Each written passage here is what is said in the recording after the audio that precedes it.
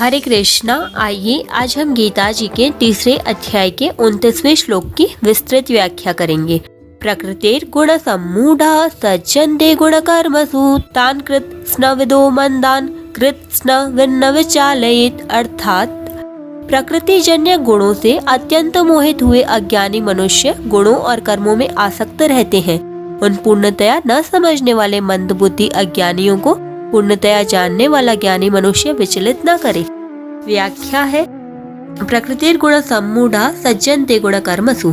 सत्व, रज और तम ये तीनों प्रकृति जन्य गुण मनुष्य को बांधने वाले हैं। सत्व गुण सुख और ज्ञान की आसक्ति से, रजोगुण कर्म की आसक्ति से और तमोगुण प्रमाद, आलस्य तथा निद्रा से मनुष्य को बांधता है। उपयुक्त पदों में उन अज्ञानियों का वर्णन है जो प्रकृति जन्य गुणों से अत्यंत मोहित अर्थात बंधे हुए हैं, परंतु जिनका शास्त्रों में, शास्त्रविद शुभ कर्मों में तथा उन शुभ कर्मों के फलों में श्रद्धा विश्वास है। इसी अध्याय के 25वें-26वें श्लोकों में ऐसे अज्ञानी पुरुषों का सक्तः अविद्वांस है और कर्म संज्ञानाम अज्ञानाम नाम से वर्णन हुआ है। लौकिक और पारलौकिक भोगों की कामना के कारण ये पुरुष पदार्थों और कर्मों में आसक्त रहते हैं। इस कारण इनसे ऊंचे उठने की बात समझ ही नहीं सकते, इसलिए भगवान ने इन्हें अज्ञानी कहा है। तान् कृत्स्न विदो मंदान्। अज्ञानी मनुष्य शुभ कर्म तो करते हैं, पर करते हैं नित्य निरंतर न रहने वाले नाशवान पदार्थों की प्राप्ति के लिए। धन आदि प्राप्त पदार्थों में वे ममता रखते हैं और अप्राप्त पदार्थों की कामना करते हैं।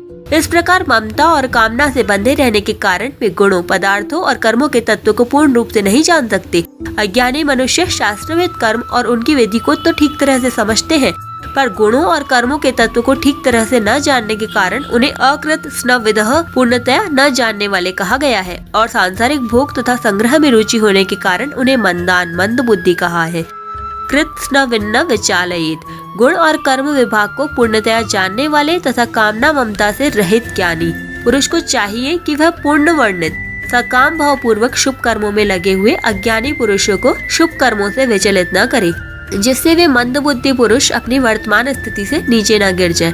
इसी अध्याय के 25वें-26वें श्लोकों में ऐसे ज्ञानी पुरुषों का असक्तः विद्वान और युक्तः विद्वान नाम से वर्णन हुआ है।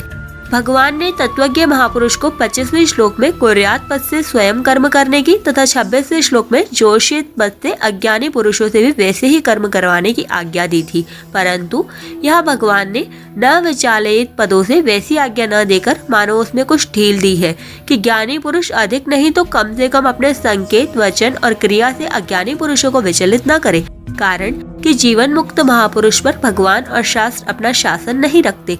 उनके कहलाने वाले शरीर से स्वतः स्वाभाविक लोक संग्रहार्थ क्रियाएं हुआ करती हैं। तत्वज्ञ महापुरुष कर्मयोगी हो या ज्ञान योगी, संपूर्ण कर्म करते हुए भी उसका कर्मों और पदार्थों के साथ किसी प्रकार का संबंध स्वतः नहीं रहता, जो वस्तुतः था ही नहीं।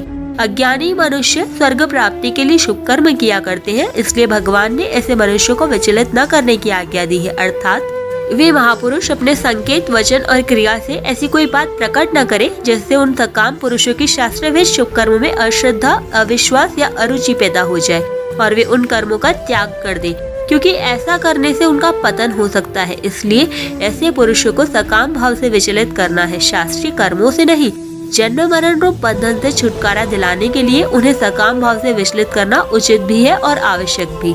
यहाँ परिशिष्ट भाव यह है कि अर्जुन का प्रश्न था कि मुझे घोर कर्म में क्यों लगाते हो। उस प्रश्न का उत्तर भगवान कई तरह से देते हैं, जिसका तात्पर्य है कि मेरा उद्देश्य घोर कर्म में लगाना नहीं है, प्रत्युत कर्मों से संबंध विच्छेद करना है। कर्मों से संबंध विच्छेद करने के लिए ही कर्मयोग है। जिससे मनुष्य कर्मों में फंस जाता है, उस कर्म और कर्म फल की आसक्ति से छूटने के लिए क्या करना चाहिए, इसे भगवान आगे के श्लोक में बताते हैं, जिसकी व्याख्या हम कल करेंगे। हरे कृष्णा, राधे राधे।